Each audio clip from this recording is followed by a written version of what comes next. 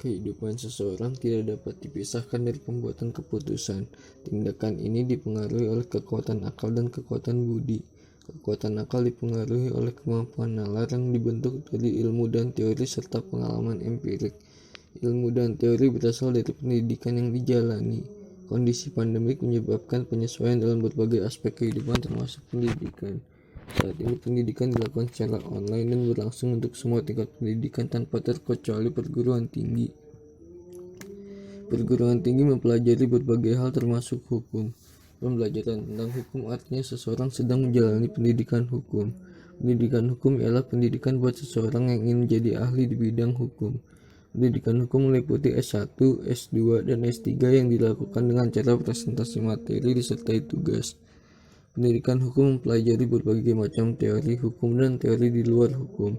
Seseorang yang sudah selesai menjalani pendidikan hukum akan memperoleh gelar sarjana hukum yang membuat ia dapat bekerja di bidang hukum.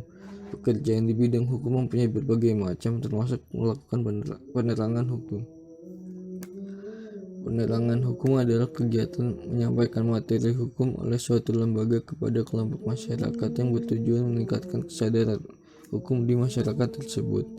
Meningkatkan kesadaran hukum adalah tindakan yang perlu dilakukan sebab kesadaran hukum masyarakat masih belum terlalu baik.